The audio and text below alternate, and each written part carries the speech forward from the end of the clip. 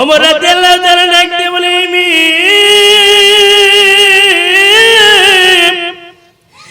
এই পাহাড়ের পাদদেশ দিয়ে তুমি আমিরুল মুমিনিনকে পাইবে নাকি?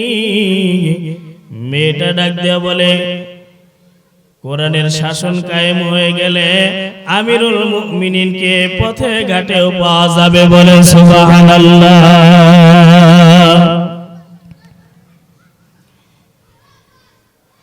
মেয়েটা বলে 2 দিন হলো খুঁজতেছি, তবে আমার ঈমান বলে আর একদিনের মধ্যে আমি আমিরুল মুমিনিনকে পেয়ে যাব বলে সুবহানাল্লাহ।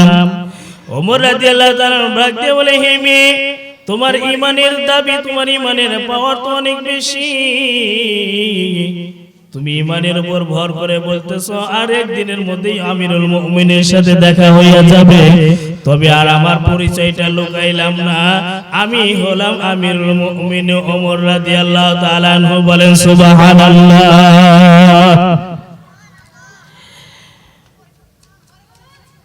মেয়েটা বলে আলহামদুলিল্লাহ, আমি আমিরুল মুমিনিনের খোঁজ পেয়ে গেছি।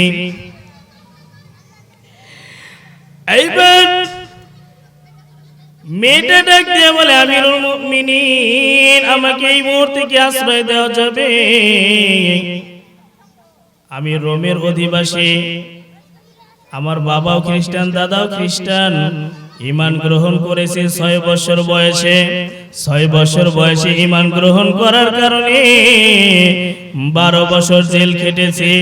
আপনার শাসনামলে আপনি রোমের ক্ষমতা লাভ করার পরে আপনি ঘোষণা দিয়েছেন সমস্ত কয়েদিদেরকে নিরাপদা, কয়েদিদেরকে মুক্তি করে দেওয়ার জন্য। সেই হিসাবে আমি মুক্তি পেয়েছি, কিন্তু চিন্তা করে দেখলাম আমি আর বাড়িতে যাব কিভাবে? আমার বাড়ির সকল দাদাও খ্রিস্টান, বাবাও খ্রিস্টান, খ্রিস্টান পরিবার, তাই আমি আপনার খোঁজ করতেছি, আমি আপনার নিকটে আশ্রয় চাচ্ছি। আমিরুল মুমিনিন ডাক দিয়ে বলে আমি ইসলাম কাউকে আশ্রয় দেয় না, ইসলাম দেয় যার যার অধিকার বলেন সুবহানাল্লাহ।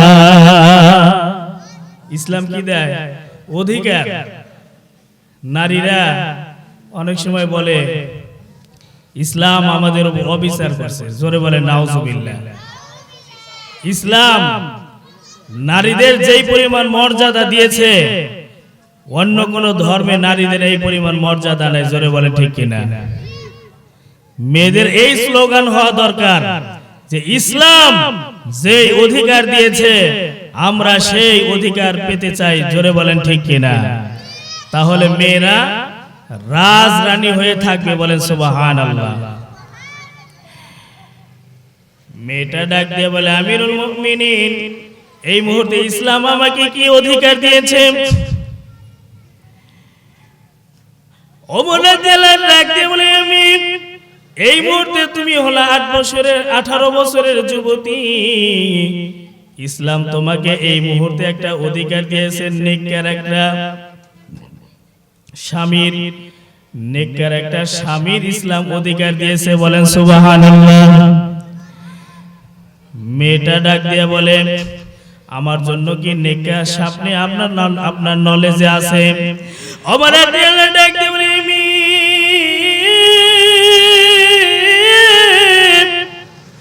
আমার নলেজে, আমার জানা মতে দূরে পাত্র খোঁজার দরকার নাই, আমার উপযুক্ত ছেলে আছে, ছেলের নাম আব্দুল্লাহ, হাফেজে হাদিস, হাদিসের হাফেজ, চরিত্রবান। আমি আমার ছেলের প্রশংসা করব না, তবে আমার জানা মতে আমার ছেলেটাই নেককার সন্তান হবে বলে সুবহানাল্লাহ। মেয়েটা ডাক দিয়ে বলে আমিরুল মুমিনিন,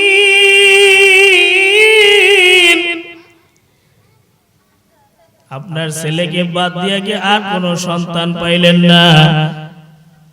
আমিরুল মুমিনিন ডাক দিয়ে বলে আমার জানা মতে আমার ছেলেটাই কিন্তু নেককার হবে। মেয়েটা ডাক দিয়া বলে আপনার জানা মতে আপনার ছেলেটা নিজের পক্ষপাতিত্ব হতে পারে, আমি একজনের নাম বলে দেখেন তো কেমন হয়? মেয়েটা বলে আমি নাম বলি, নবীজির আদরের দুলালি হুসাইন রাদিয়াল্লাহু তাআলা আনহু কেমন বলেন সুবহানাল্লাহ। হুসাইন কেমন? আমিরুল মুমিনিন চোখ দিয়ে পানি ছেড়ে দিয়েছে, ডাকতে বলে মাগো। নবী বলেছে হুসাইন হলো জান্নাতি যুবকদের সর্দার, আমার সন্তানের ব্যাপারে এই সার্টিফিকেট নাই। মেয়েটা ডাক দিয়া বলে যদি তাই হয় তাহলে আমি হুসাইনকে বিবাহ করতে চাই, বলেন সুবহানাল্লাহ। তাহলে বোঝা যায় মেয়েরাও কিন্তু ছেলেদের কাছে প্রস্তাব দিতে পারে, জোরে বলেন ঠিক কিনা? আমাদের সমাজে ছেলেরা মেয়েদের কাছে প্রস্তাব দেয়, মেয়ের বাবা যদি বলে ছেলের বাবার কাছে আমার একটা মেয়ে আছে, এটাকে মানুষ শরম শরম মনে করে, জোরে বলেন ঠিক কিনা? আসলে ইসলাম এটা শিক্ষা দেয় না, মেয়ের বাবাও বলতে পারে আমার একটা উপযুক্ত মেয়ে আছে। ওমর রাদিয়াল্লাহু তাআলা বলে ঠিক আছে, তোমার যেহেতু কষ্টের মধ্যে দুঃখের মধ্যে আছো, তাহলে আমি জীবনে কোনোদিন ঘটকালি করি নাই, তোমার জন্য আমি ঘটকালি করব, বলেন সুবহানাল্লাহ। মেয়েটাকে সাথে নিয়ে বাড়ি গেছে, সেখান থেকে পরদিন সকালে আলী রাদিয়াল্লাহু তাআলা আনহুর দরবারে চলে গেছে। আলী রাদিয়াল্লাহু তাআলা দরবারে যাইয়া সালাম দাও, আসসালামু আলাইকুম ওয়া রাহমাতুল্লাহ ইয়া আলী। সাথে সাথে কোরআনের আয়াত তেলাওয়াত করে ওয়া আম্মা সাইলা ফালা তানহার, সালাম দেয়, আবার সাথে কি করে কোরআনের আয়াত তেলাওয়াত করে। আলী রাদিয়াল্লাহু তাআলা গলার কণ্ঠ শুনে বুঝতে পারল এটা তো আমিরুল মুমিনিন। ওয়া আলাইকুম সালাম বলিয়া দরজাটা খুলিয়া দেয়। আমিরুল মুমিনিন সালাম দিলেন, সালামের পরে আবার আয়াত কেন পড়লেন, বলেন সুবহানাল্লাহ। ওমর রাদিয়াল্লাহু ডাক দিয়ে বলে আম্মা সাইলা ফালা তানহার, দরজায় যদি কোনো ভিক্ষুক আসে তাকে ধমক দিয়া সরায়া দিও না, জোরে বলেন ঠিক কিনা? আর আমগুলোর কাছে ফকির আসলে ফকিরের কাছে মাপ চাই, জোরে বলেন ঠিক কিনা? কয় মাফ করেন গো, মাফ করেন। ফকির কয় মা চারটো ভিক্ষে দাও, কয় মাফ করেন। দ্বিতীয় দিন কয় মা চারটো ভিক্ষে দাও, কয় মাফ করো। ফকির বলে মা প্রতিদিন মাফ করতেই বলো, তবে মনে রাখো এমন একদিন আসবে যেদিন এই ভিক্ষা দেওয়ার গুরুত্ব তুমি বুঝে আসবে, কিন্তু সেদিন আমার